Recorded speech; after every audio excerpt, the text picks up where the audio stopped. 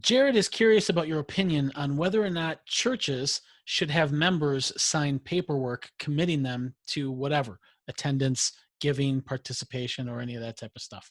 There's a lot of these oaths that people will sign at churches and things like that. What are your thoughts on all of that? Well, there can be a value, I think, in having people make a commitment. Like, are you willing to? Are you in? And even for budgetary reasons, I can see why a church would say, okay, we need to know what our budget is. Uh, who will covenant or promise to, support us in this season that we're going through? So I don't see anything terrible about that, but we just got to be aware that can become so manipulative so easy, because especially if you make it public, okay? Because now social pressure is on us. I was at a church, in fact, it was the last time. So a lot of folks may know that I was saved in this Oneness Pentecostal church. They didn't believe in the Trinity, but they were very, very Pentecostal. And we had holiness rules out the wazoo. I mean, we out holiness everybody. And so it was kind of it was pretty cultic, to be honest. The last service we were at, Sean and I got married, we moved out east, went to this different church, and this one was even worse, more legalistic than the church we had come from up here in St. Paul.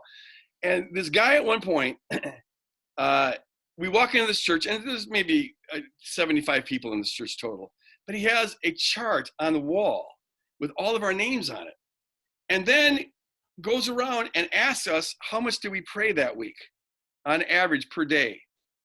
And so of course everyone lied. Yeah, I'm sure of it. But we had to go through there, and afterwards I went up and I asked the guy, I go, what about Jesus teaching that, don't do your prayers in public, do them in private. Don't be like the Pharisees or out in the marketplaces, where everyone can see how much you pray. That's supposed to be a private thing. And what about grace? I mean, this just seems like we're like, God's mad at us. We don't, and he even said that, and it meant, like, God frowns upon those who aren't diligent in prayer. And he goes, well, you need grace at the beginning when you're a child, but as you mature, that's when you have to carry your own weight. Is the phrase he used. And I just thought that, so that was sheer manipulation. It was using social pressure to try to coerce you into getting more prayer, but really what he's doing is coercing people into lying, at least exaggerating a little bit, because no one wants to look as pathetic as we actually are, especially when it comes to prayer.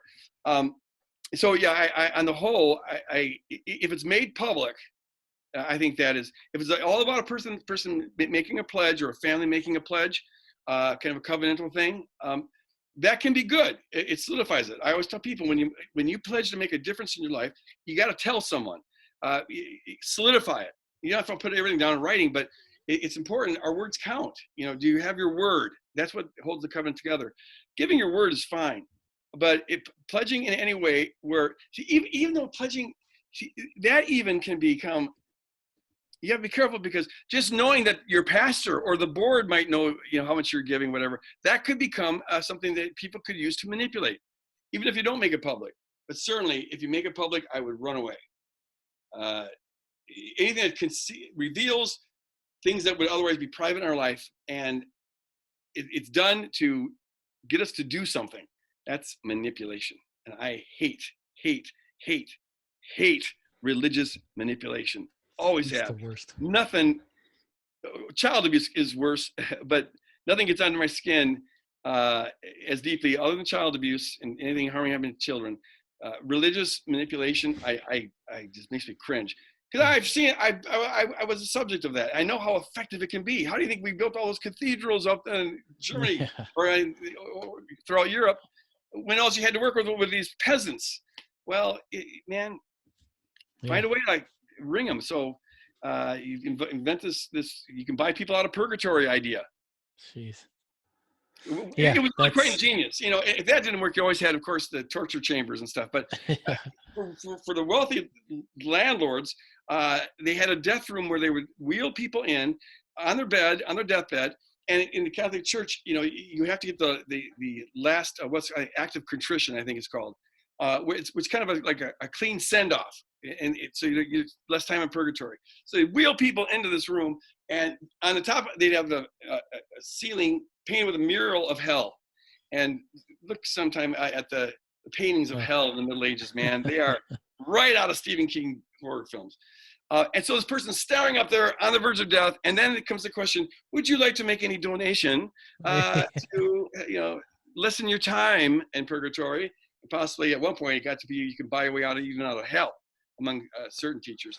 So it was Mhm. brilliant, man. Raised a lot of money.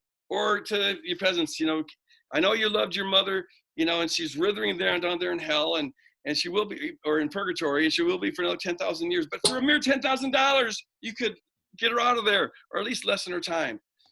It's just ingenious, but Yeah. diabolical for that reason, because you're using, that's the ultimate case of using the Lord's name in vain.